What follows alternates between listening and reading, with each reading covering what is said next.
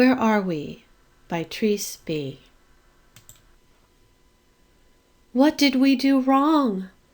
The voice echoed through the empty hallways of the steel skyscraper in the middle of a field of asphalt surrounded by the brightest azure sky.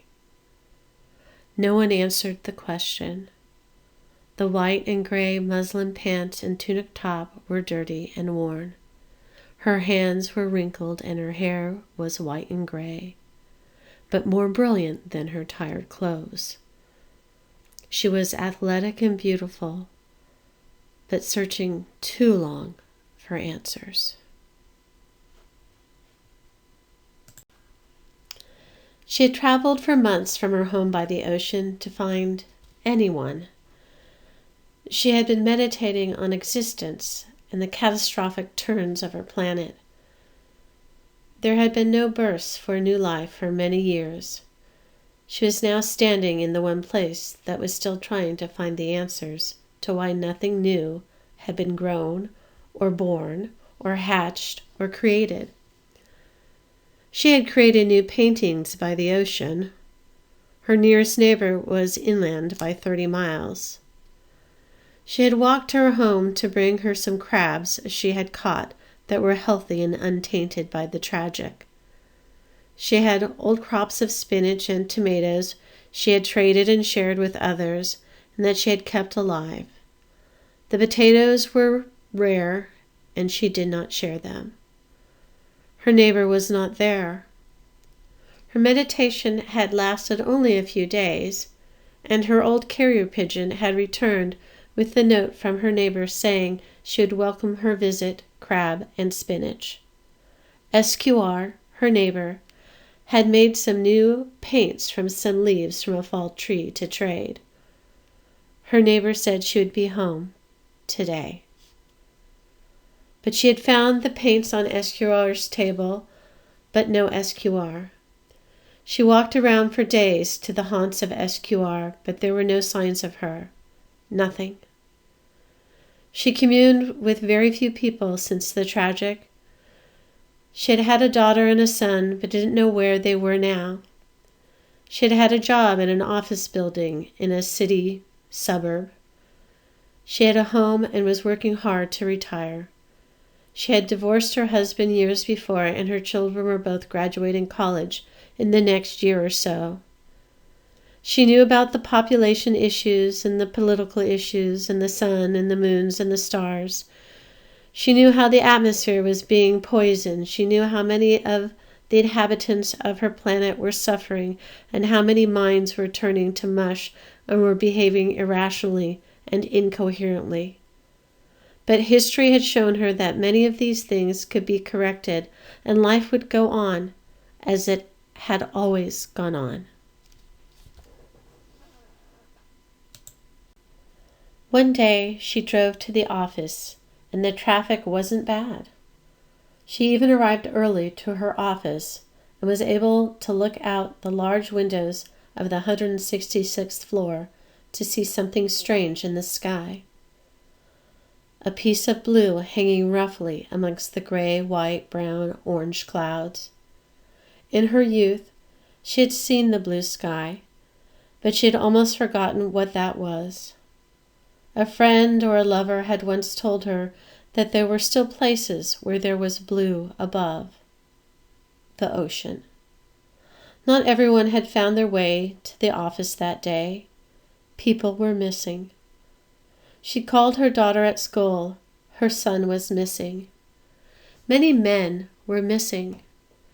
She realized mostly women had shown up for the office that day.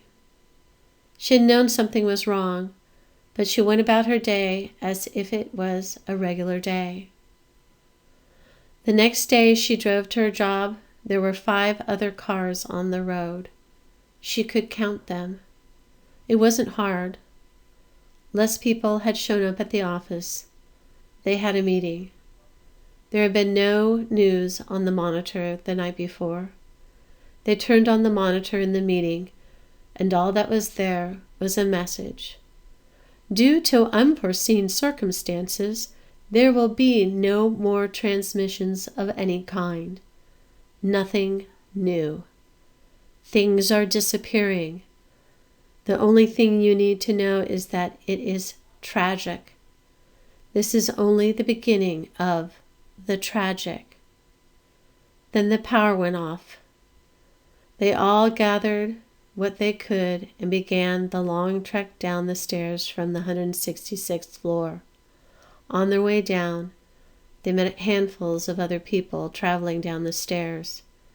It took most of the rest of the day to reach the bottom.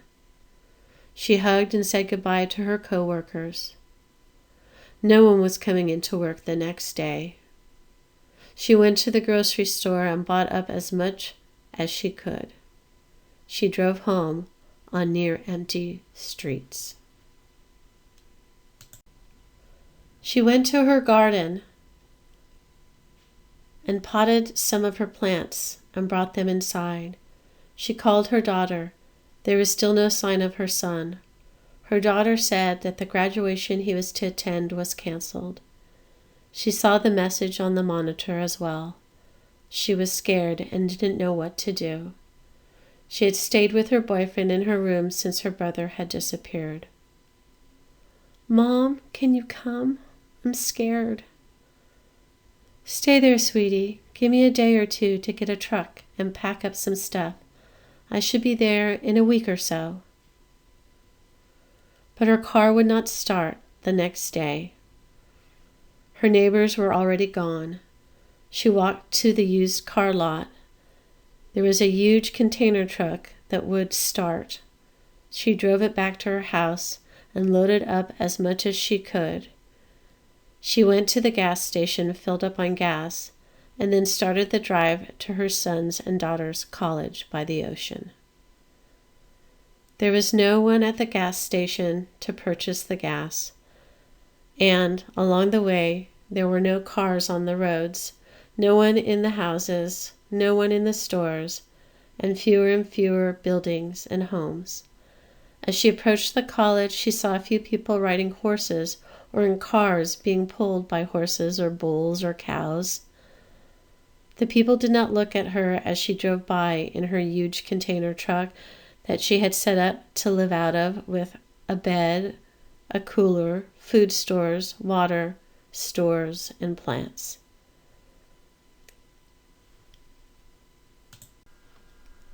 She also had her cat Jay. He was a beautiful calico who was very friendly and loving, which was against his nature.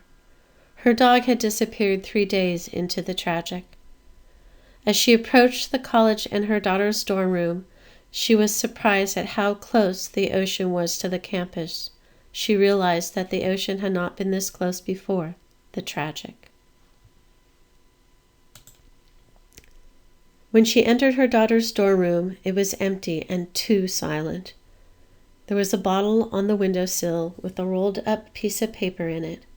She grabbed the bottle and some blankets that had been left behind and went back to the container truck.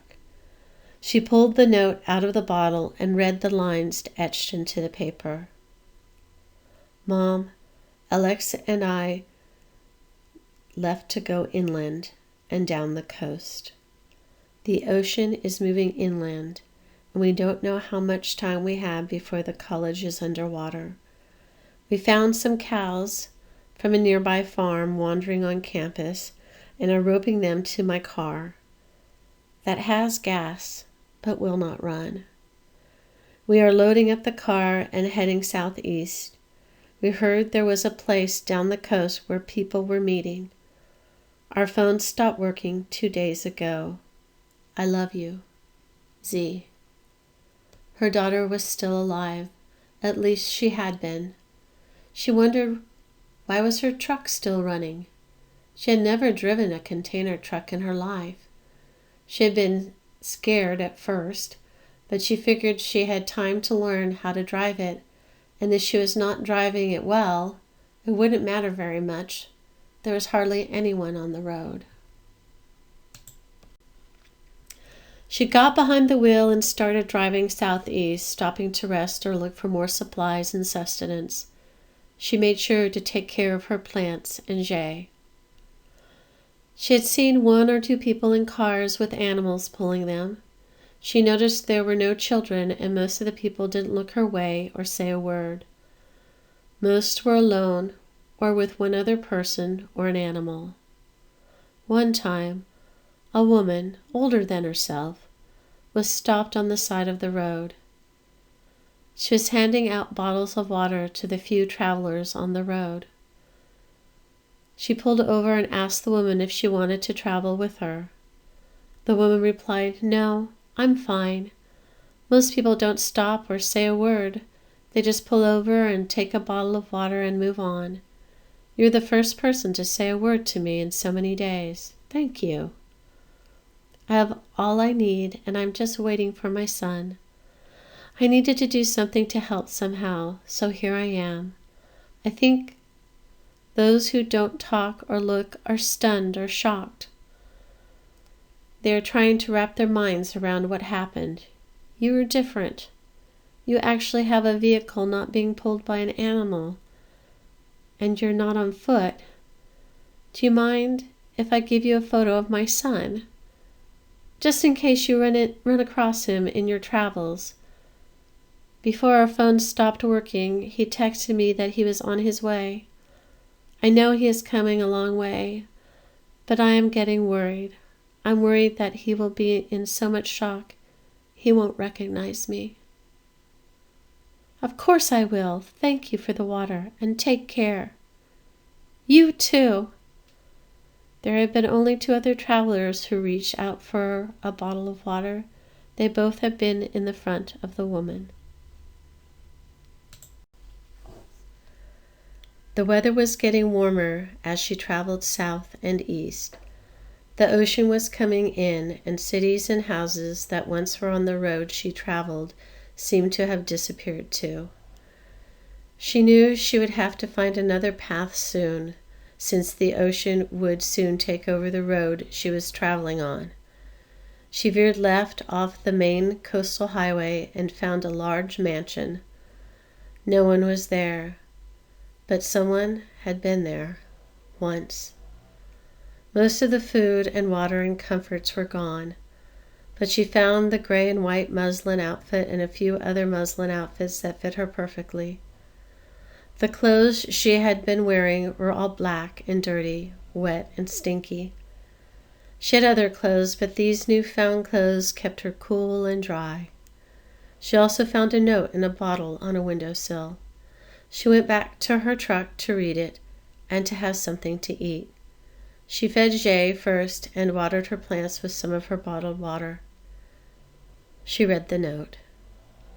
"Kay, I have packed the antique buckboard and harnessed the 6 horses to it. I left some food and water in the basement for you. I am traveling southeast to the place where many are gathering. I hope you are still alive and can meet me there. I love you. B." She placed the note back in the bottle and put it back where she had found it. The note was not for her. For some reason, she thought her daughter might have left her another message. For a moment, she had hope. The food and water were still in the basement of the house. There was quite a bit of food and water. Would Kay show up to use the food and water, or would it sit here until the ocean came?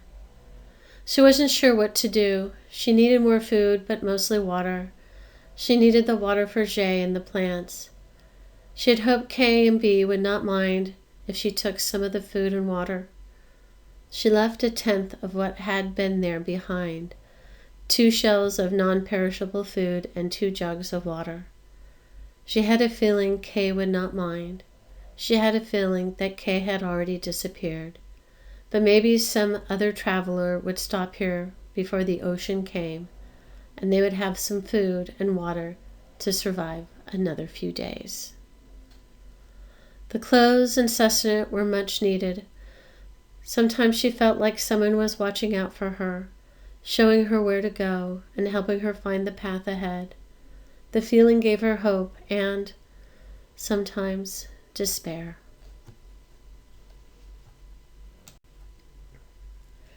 She hadn't known how long she had been traveling.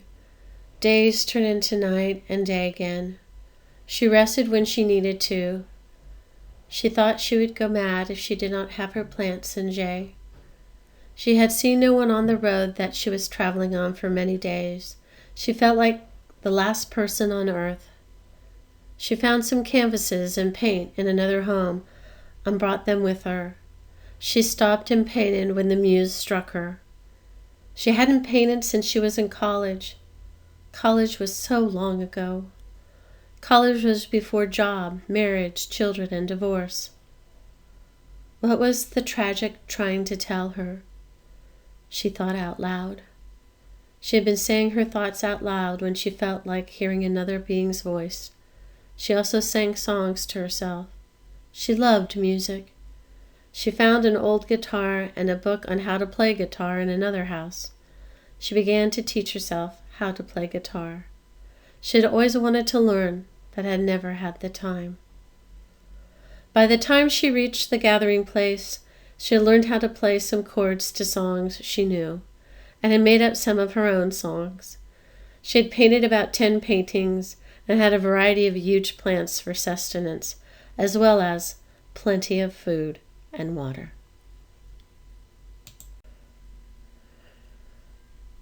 The gathering place looked like an old-fashioned, very small town main street, with 5 buildings on each side that were 2 or 3 stories tall.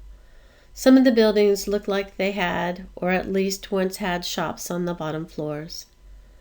The buildings were all wooden and raw built. She stopped at the edge of town. About 30 people slowly came out of the buildings. She looked desperately through the crowd for anyone who looked like her daughter, but she was not there. A woman around her daughter's age walked up to her hesitantly. "Hello. Who are you?" "Hello, I'm looking for my daughter. Has she been here? I have her photo. Have you seen her?" "Yes, that is Z." "Yes." "Alex and Z left." "Oh."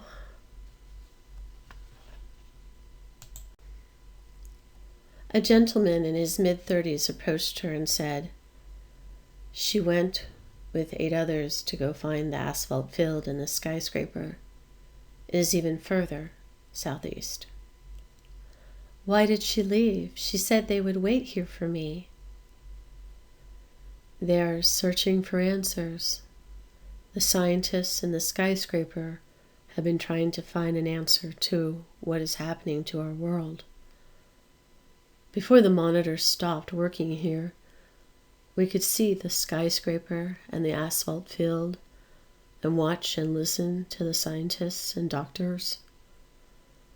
The monitors stopped working, and hopelessness grew. Your daughter and the 8 others decided they needed to go there to find out what was going on and to help everyone." That sounds like her. The youngest person that the woman had seen in a long time walked up to her and said, "Hello. She gave me this journal to give to you, a lock of her hair, and a bottle of wine she said you would like. She also left you this photo of her and the group traveling to the skyscraper." The woman took the gifts from the young girl. "How old are you?" "I'm 10. "You are the youngest person I've seen in a long time." "I must be an anomaly, just like your truck." "Yes, I guess so." "Will you stay for a while?" "I will stay for a little time today, but must move on before nightfall. I have things to trade if you have any spare water." The gentleman stepped forward again. "We stay here because there is a fresh water spring, and we are far enough from the ocean. This used to be a mountain. From here you can see the ocean. The rising has stopped, or slowed at least. We have those that are measuring all the movements and are careful and knowledgeable about such things. I'm a builder. What do you have to trade? I have some food from plants and paintings and song and some clothes. You need your truck to find your daughter, but if you ever do not need it, we would love to be able to travel that way.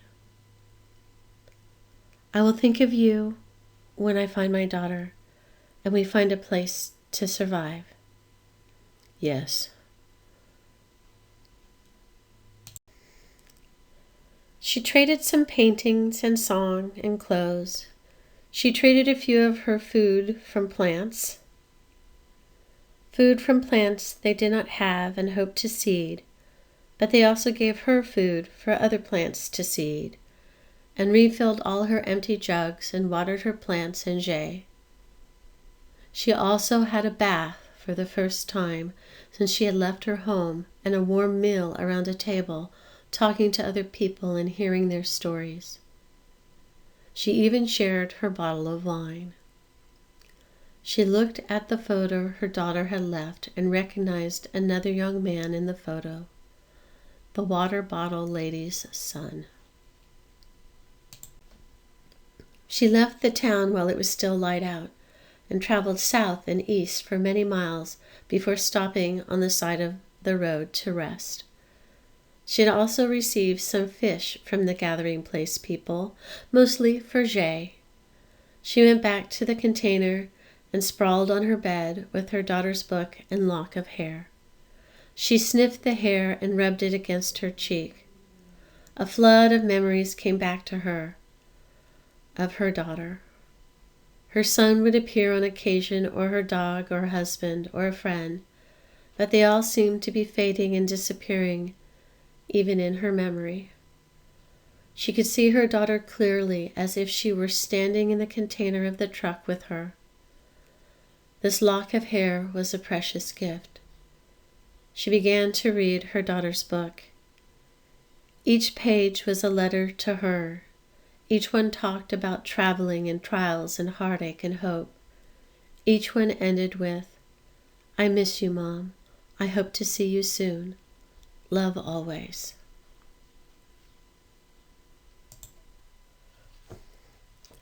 She would read the last entry several times throughout her journeys.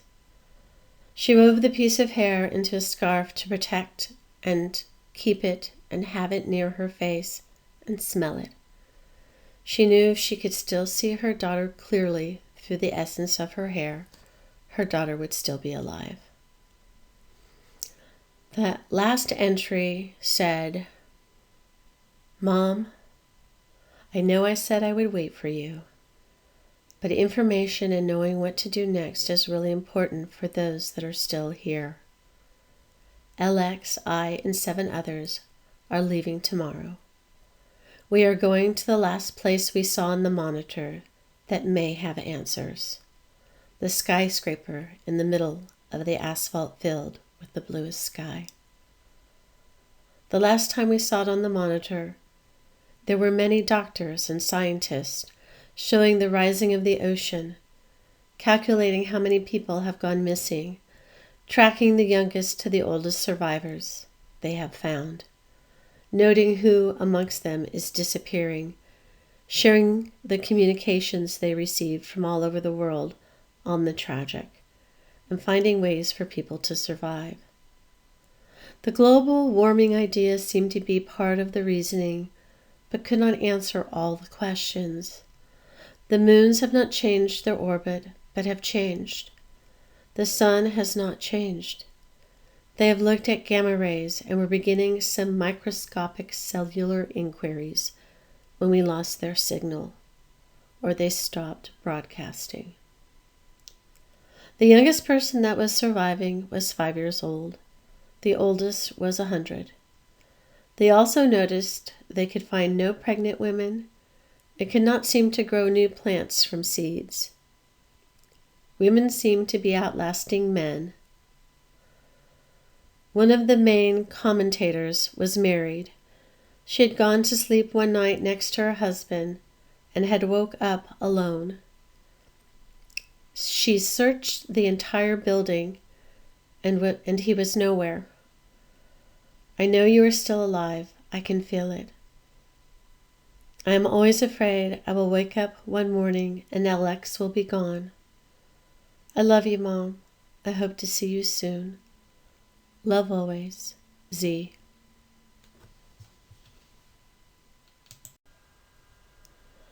She traveled and rested when she could. She was able to get more petrol for the container truck and was able to get more supplies in abandoned houses and buildings. But she did not linger any place long. She had her paints and painting, her plants, Jay, and her daughter's hair woven into the scarf, and her daughter's notebook. She had plenty of food and water. She was content. She hadn't seen any signs of anyone for the longest time. The ocean had stopped rising. She found a house near the ocean. The light coming through the windows was beautiful. She was far enough away from the ocean to not see it, but she could hear the hushing sound. No one was in the house. Someone had once lived there, but was no longer there. She decided to stop and spend the night. She walked down to the ocean. She was able to find some old crabs swimming in the shallows. She took one for her meal. She also gave some to Jay. Sleeping in a home again felt good. The next morning she awoke and went to the container truck to move down the road and find her daughter. But it would not start. Every time she had started the truck, she always expected it not to start. She knew she had fuel and had checked the filters and other fluids as well as tire pressure at the last station she had stopped at. Everything was fine. The battery was fine. It had just stopped. She knew it would eventually, but she was still not prepared for it. She cried. The container truck had been her home and part of her for the past year. Well, she would unload what she could in this home and see if she could find a smaller vehicle or some animals nearby that could help her get on her way again. But she walked around all one day and then the next day in another direction, but she saw no riding animals or pulling animals or anyone. She started making the ocean home, her home. Jay loved the home too. He always had plenty of fish or crab.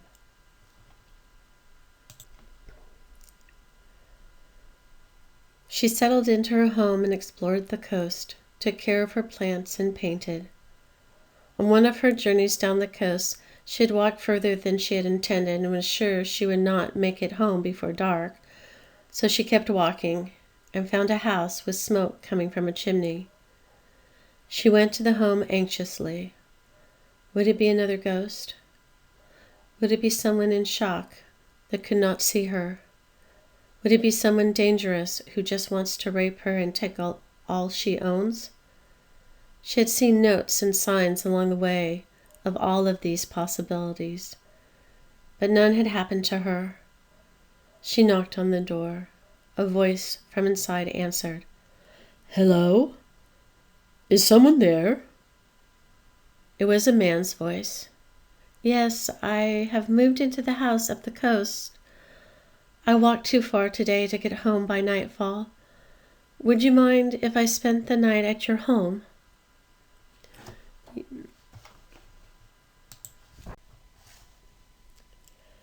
"You're a woman. Most people are these days. Sure, come in." The man opened the door. He was around her age and looked pleasant and kind. But you never knew for sure. "Hello," he said. "I don't have much to share, but I'll do what I can." The man had a brown ferret draped around his shoulders. The ferret lifted its head and looked at her. She smiled. "This is Zuzu. He has been with me for many years, a true friend. I believe I would have gone mad without him. I have a beautiful calico cat named Jay. I feel the same way. I'm not used to talking to people. Me neither. I'm CK. Nice to meet you, CK. I'm LN. She responded, almost forgetting her own name. How do you spend your time? I paint and tend my crop plants and fish and talk to Jay and sing with my guitar. Do you know of any riding or pulling animals in the area? I haven't seen any in a long time. I was traveling in a container truck until about a month ago. When I stopped at the house up the coast, it would not start again. I understand. Do you really need to go somewhere? No. Oh, yes. Yes, I do. I need to go to the skyscraper in the asphalt field. I believe it is south and east of here somewhere. Why do you need to go there? It is where they are trying to come up with the answers to the tragic. They are trying to find the reason and maybe a way to stop people from disappearing and find a way for new life to be created again. Wow. I haven't seen a monitor for so long, but I do remember seeing what you speak of. Also, I'm supposed to meet my daughter there if she still exists. I know that no one I ever knew or loved exists anymore.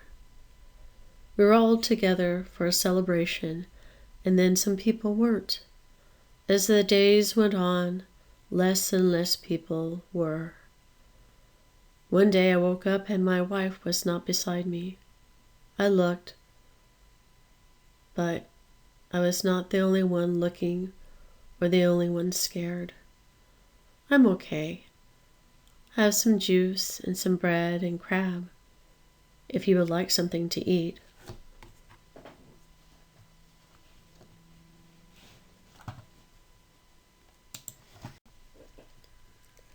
That would be great. How did you get juice? A few hours in from here, there is an old orange grove. I go there with a basket every other day and pick oranges when they are in season. They still bloom. How do you get bread?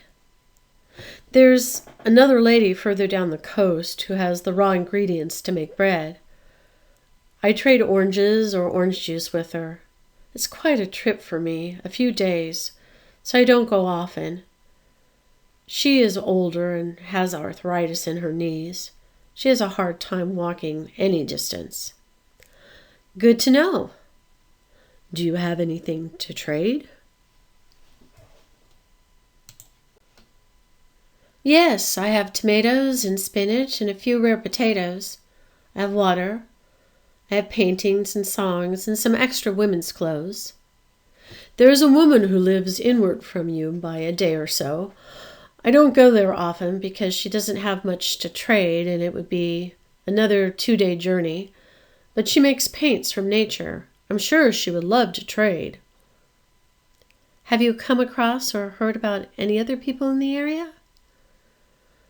From my understanding, I believe you walk for 2 weeks around this area and you can run into no one or about 30 people living individually in separate dwellings far apart. I do not know if they are all still there, but I mostly know the 2 ladies I mentioned and another man that lives about a week's walk down the coast. Most people keep to themselves and only contact others when they want to trade. I think some people tried to live together in the same place, but people started to disappear and we are all so accustomed to being alone. It is difficult to live with somebody else for a long period of time. I understand. Perhaps that's part of the tragic. Do most people have an animal friend? Some do, some don't. I don't know if that makes a difference to the tragic. I see. Let's rest now, and I will leave in the morning. Yes. It was as if that was all they could manage for a conversation. They were both exhausted and slept soundly. When she woke up in the morning, he was still there. His ferret had nestled on her stomach and was staring down at her. She gave him a stroke and a smile. He seemed pleased and ran out the front door. "Where'd he go?" she asked as she sat up. CK was frying something over an old wood stove. It smelled wonderful. "He catches critters in the air for me to cook and season. He likes his food that way and shares it with me. I hope you don't mind some critter for breakfast. I'll send you off with a bag of bread and a bag of oranges. I'll come by in a while to get some spinach and tomato and maybe a painting. This place could use something beautiful and different in it." "Thanks. And whatever you are cooking smells too good. I don't want to know what type of critter it is." "Yeah, I find it best not to tell." As they ate the morning meal, CK told her about travelers that had stopped by over the months. He said there were not too many stopping by anymore. He had never seen her daughter or anyone from the group in the photos she carried with her in her backpack. She left his house with 2 bags to carry back home. She knew she would not make it until after nightfall. She noticed her muscles in her legs and arms were getting stronger since she was no longer riding in the truck to get places. She took her time and looked around and way out in the ocean. There were no ships and only a few sea creatures she could see from the shore. It was beautiful. She loved the way the wind blew her hair around and made her feel like she could fly. The air was so fresh and clean and the sky was so blue. She felt so peaceful within the infinite horizon.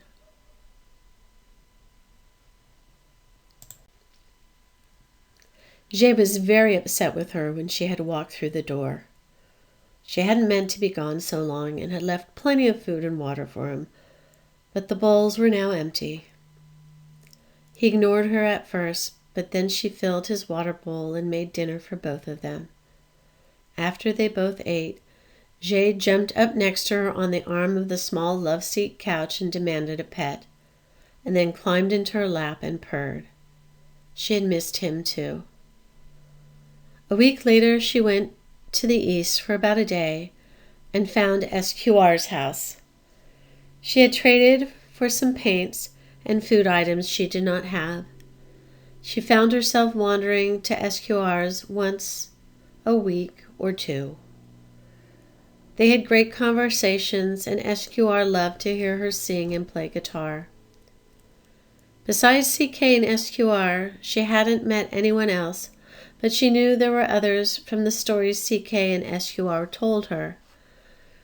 CK came to her place once a month or once every 2 months. People were used to being alone and flowing with the rhythm of the days.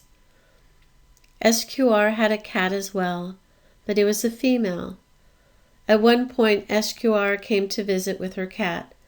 The 2 cats were upset at first, but played with each other and had a good time once they got used to each other. Jay did have a private moment with Key, and SQR said, "I wonder if Key will get pregnant with kittens." "I don't know. There's supposed to be nothing new, but we can hope." What wonderful kittens a calico and a black cat would have. No kittens came, though the cats had more visits and private moments. There were no kittens. The day came, the day she visited SQR, and she could not find SQR. Key was there meowing for food and water. She helped Key and let Jay eat and drink too. She took some things from SQR's house and then went back to her place. Key came with them. When she walked around for a while looking for SQR, she found SQR's cow. SQR had gotten milk from her cow and made different food items with the milk. SQR would never part with the cow. Ellen loaded the cow up with stuff from her house and SQR's house and left. She left a note in a bottle at her place. I was once here, but SQR disappeared. I have her cow and the 2 cats now, and some supplies attached to the cow and in my backpack. I'm going to the skyscraper. If I find anything or anyone, I will try to return so I can help who I can. Ellen. She walked with the cow for many months. She let the cow munch on vegetation as they went, and gave it water when she could. The cats had water and food too. She had plenty, but as time went by, she was afraid she would no longer be able to care for the cow or the cats or herself. She had brought her guitar, but her paintings and her plants and supplies were back at her home by the ocean. Sometimes it rained, and she found a cave and made a fire, or found an abandoned house and made a fire in a fireplace. She found supplies in the abandoned houses and resupplied as she could. A few days before she found the skyscraper, she found a house that was empty. A freshwater stream was running by the house, and there were fish in the stream. She wanted to leave the cats there. She knew they could fend for themselves and survive. The cow would go no further. She spent the night and tried to repack her backpack with what she would need, but when she tried to leave the next morning on her own, Jay and Key would not let her. She tried to explain to them that they would be fine without her there, but they didn't seem to care. So she made another backpack she had found in the house with supplies for them, and shoved them in her white and gray gauze outfit. Sometimes they walked, and sometimes they were able to lie on top of one of the backpacks and sleep as she walked. They amazed her. When she saw the skyscraper in the distance, she stopped and almost cried. It was an unusually hot day for the tragic. When she reached the skyscraper and entered, the air was cool. There were lights on in the building and air conditioning blasting. The cats loved it. She realized that most of the building was made of solar panels and there were generators somewhere. She called out, "I'm here! Is anyone here? See!" She walked around looking everywhere, but she could find no one after several days of looking. There was a kitchen with food and water and electricity. She helped herself and the cats. There was no one there. No one.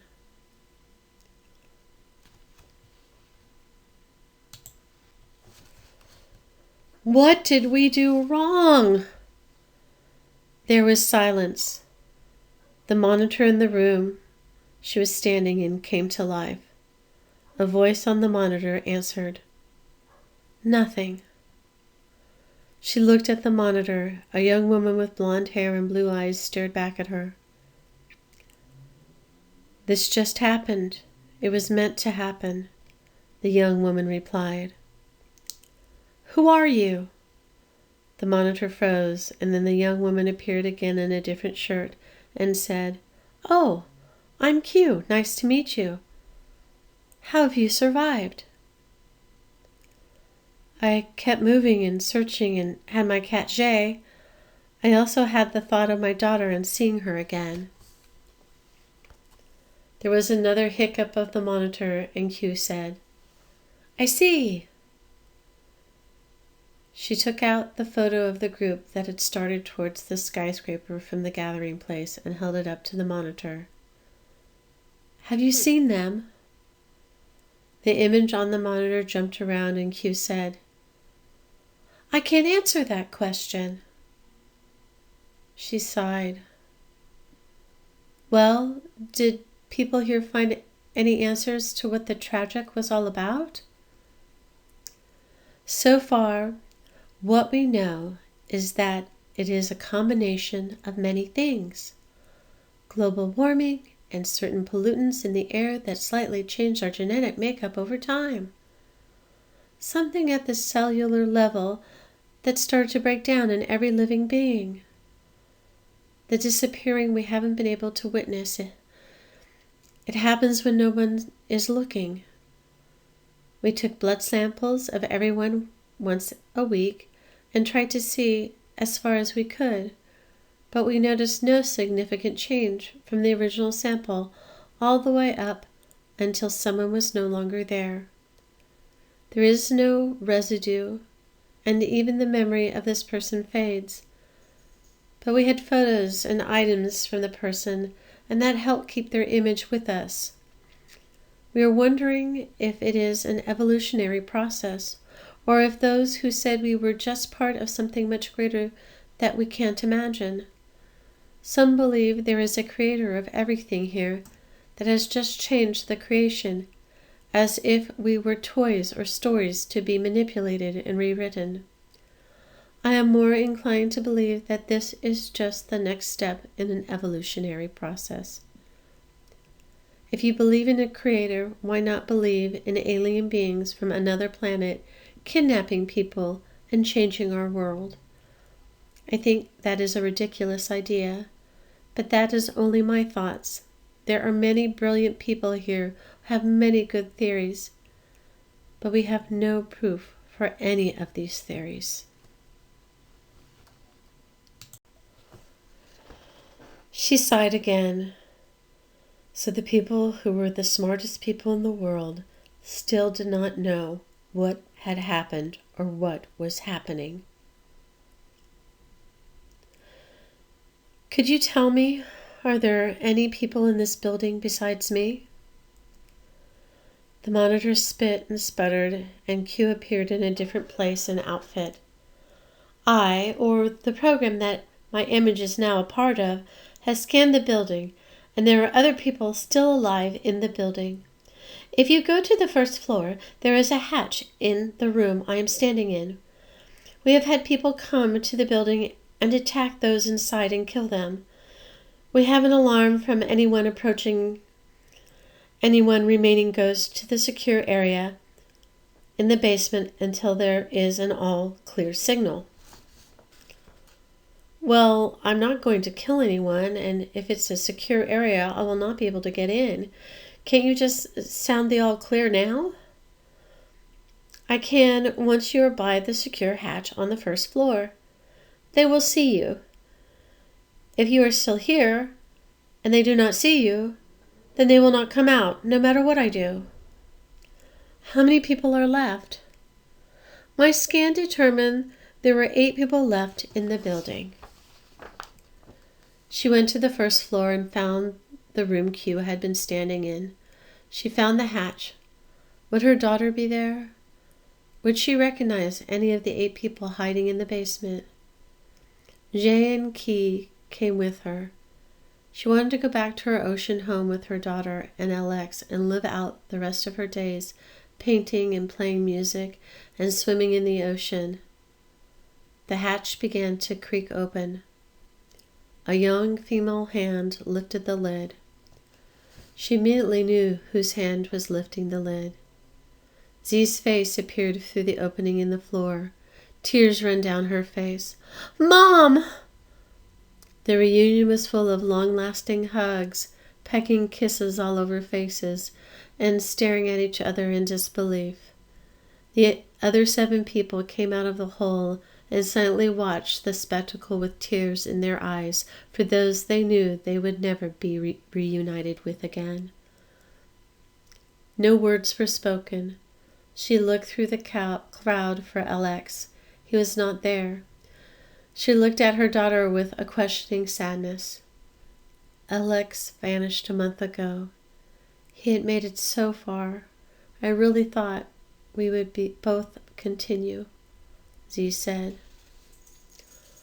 Only 3 of the 8 people were from the group that had left the gathering place. She took the folded and warm photo from her pocket. Her daughter, another young woman, and the bottled water lady's son were all that remained.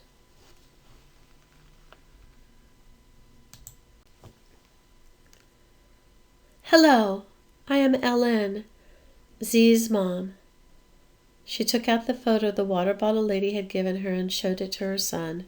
He held it in his hands and cried, "You saw her?" It was almost 2 years ago. She was handing out water bottles for those traveling. She was a very kind person. We talked for a while, and she gave me this photo and asked me to find you. I don't know if she exists anymore, but I do know she didn't want you to keep looking for her. She gave me the sense that she was where she was meant to be, and you were where you were meant to be. Thank you for this piece of her. Her name was KT. My name is TK. I'm so glad to meet you, TK. Each person in turn said their name and a brief idea of their story. Hello, my name is SH. I was traveling with my parents and siblings to the skyscraper. We started our journey when I was 10. I'm almost 13 now. One by one, my family disappeared. There have been 7 of us. Now there's just me. My older sister and I had seen the skyscraper in the distance that evening. The next morning she was gone. When I arrived here, there were 20 people, including your daughter, and 5 of her group. We tried staying awake in pairs so if someone vanished while we slept, we would know what happened, but it didn't make a difference. People will not vanish as long as you can see them. You could be walking down a hallway to use one of the bathrooms with someone, and if they are walking a foot in front of you and you turn a corner before you do, in that instance that they are out of your sight, they can disappear. We try to be very careful all the time. I'm sorry to hear of your loss, but I'm glad you are here and you each are watching each other so no one disappears. Hello, I am SNC. I came here with your daughter from the gathering place. I was attending college in the South and came north to the gathering place. TK was at the same college as I was. He wanted to continue north to find his mother, but we convinced him to stay in the gathering place. We felt it was better to stay in one area. If his mother was alive, she would end up there too. When we left the gathering place to come here, we knew there were people who could take care of her and tell her where TK went to, just like you. We had passed my family's home on the way to the gathering place. It was half flooded by the ocean by the time we reached it. No one was there. I did find a note in a bottle floating in front of the house. It said my 2 brothers had disappeared. My mom and dad and younger sister had gone to the gathering place. None of them arrived there. Nice to meet you, SNC. I'm sorry for your loss.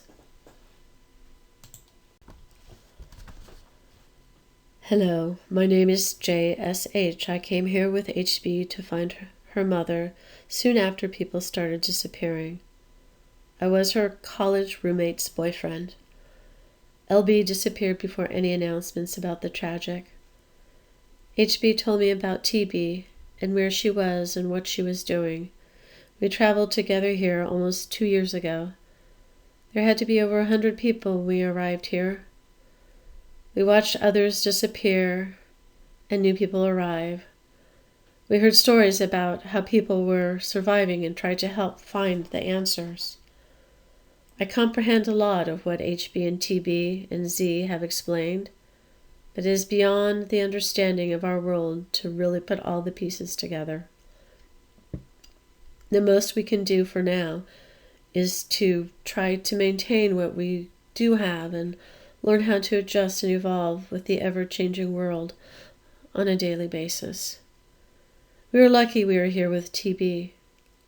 Oh, my family? I was in contact with them up until about a year ago. They were on their way here from the other side of the country. I'm not sure if they will make it or what stories they may have or if they have just disappeared. I know I don't remember what my father looks like much anymore, even when I look at the family photo I have on my phone. So many stories. But your phone still works? Hello, I'm GR. Yes, our phones still work. We have electricity. We do have some contact with other countries that way and are still trying to repair the satellite for the monitor communications. Cell phones only work at certain times. Our cell phone satellite was not disconnected at the top of the building, but we believe that many of the orbital satellites may have degraded and crashed into the planet. Also, many of the satellites may no longer be functional because the ground stations are no longer functional. I was here with my children and my husband. I'm a doctor. We lived here for 5 years. I was doing research. My young children went to school down the road, and my husband was a technologist. He helped create this building to be self-sustaining and knew all that I told you about the satellites and things. He was a great man, husband and father. Our children disappeared first. He disappeared about a year ago. It has been hard on me, but TB has helped me keep going. I'm the only doctor left. Alex was our best technologist before he disappeared. JSH is the next best, and he's trying. You have us now. I hope you stay. Those of us who remain need you, but I know it must be so hard. Hello. I'm HB. I've been here for almost 2 years. We have seen many people come and go. I'm trying to document everything through video and journals. I helped create the automated response system with ZK and Q, the lady you saw when you started asking questions. She disappeared about a year ago. We think she walked off because we think she is still alive somewhere. We all still have a clear image of her, even though we only see her when we ask a question. She left a few personal items behind. When we hold them, we see her clearly. We think she left to find the last known surviving member of her family. When Z arrived here with the photo of the people who lived in the gathering place, she saw her daughter, who had been about 10 when she no longer could call her. We think she went there to try to find her and bring her back here. Amazing! Small things can make a difference. A photo, a lock of hair, a message in a bottle.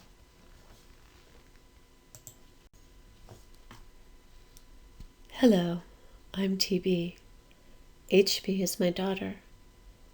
I've been at this skyscraper since before the tragic. She thought the woman looked younger than her, but they could have been about the same age. I was asked to come here because I noticed the shift in the air and the vibrational pulls before the tragic started. I'd sent them a recording of the things I had noticed to show them that something needed to be done. They ignored me for about a year, but when my predictions of one of the moon's orbits had been actualized and the rising of the ocean had been measured, they asked me to come. I was here another year before people started vanishing. Another prediction I had made. Can I tell you why? Yes. But it would take time and a certain understanding that most people in our world cannot grasp. Can the vanishing be stopped? Yes, in a way. I've tried to come up with solutions and practices and procedures we can use to keep everyone here from vanishing, and I'm trying to help them grasp the truth in small pieces. Some of the doctors and scientists that I gave the truth to in large doses could not hold on to the truth and were overwhelmed by the truth, or denied me and the truth. I was often isolated so others would not be infected by the truth. Your daughter and my daughter seem to have a quicker understanding of the truth. I was here working with everyone, welcoming those who traveled here, and trying to spread the word about what should be done to try to save our world. But very few could grasp or wanted to grasp the reality of our world. The day the monitor stopped sending signals, I was trying to tell people on the monitor about things they could do to protect themselves. One of the politicians did not want you to hear that, so he destroyed the transmission satellite. Alex was trying to repair it when he disappeared. I think we should all pair up. Ellen, why don't you pair up with your daughter and me? We should all have something to eat and hydrate, then return in our pairs to our duties. I will try to explain things to Ellen and find out how she can be most useful in our pursuit of surviving and thriving. We have a place for pets where they can feed and do what they need to do. We never saw anyone with 2 pets. There are many here. Most do what they want, but usually stay near their person. We believe there is something to having a pet that helps the situation. I'm still working on the correlation. Not everyone who has a pet stays.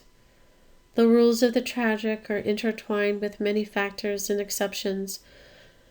Many factors have to align to stay. With every disappearance, I adjust the algorithm. I believe GR and I have come to the same conclusion. There is no vaccine to protect us from the tragic. I believe there are lifestyle changes that are helping. Many of these changes have been slightly forced upon us by the reduction in the population and the rising of the ocean and the ceasing of operations of vehicles and many electronic devices. There is another factor I will talk with you about over a meal. She was unsure what to think about the group she had encountered, but she really just wanted to spend time with her daughter and tell her the story of her travels and just appreciate her. TB was an unusual person. TB hardly seemed like a real being of the planet, but she had a sense that the reasoning behind the tragic might be more than people of this world could grasp.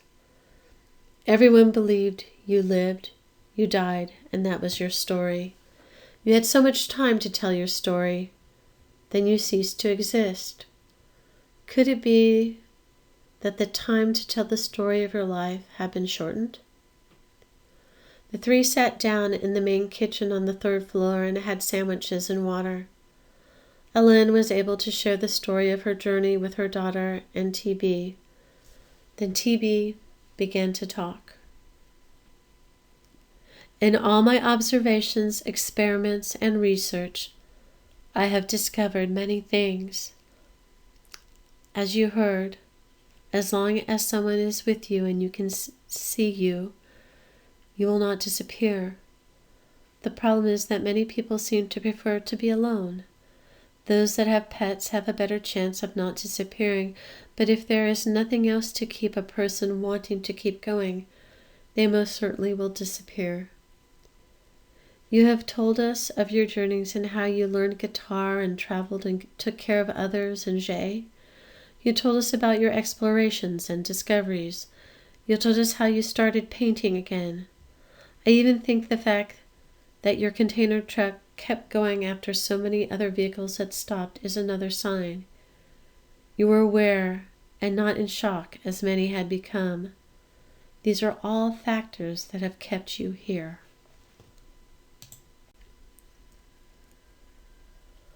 I know how to keep us from disappearing, but it includes new rules and ways of living that have to be learned.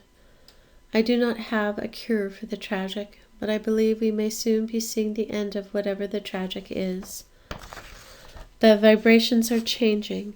The ocean has stopped rising. I will now tell you the theories that I and some others have come up with over time as to what the tragic might be. You have heard the whispers of a creator in some corners of the world and have pondered this new concept to our species. Some believe this is the work of some sort of creator solving the problems we cannot or would not solve for ourselves.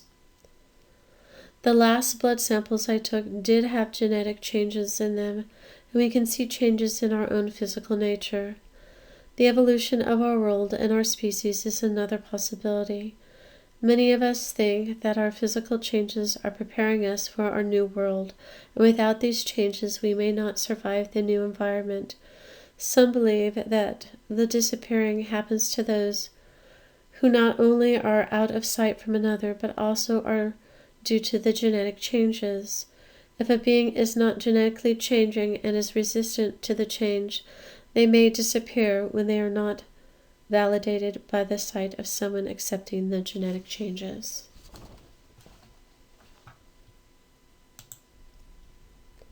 The changes in the environment were caused by us. Some believe that there are many who are trying to work on solutions in their minds. That is, collective thought may have caused the tragic. The actual power of many minds knowing something had to change, but not knowing what.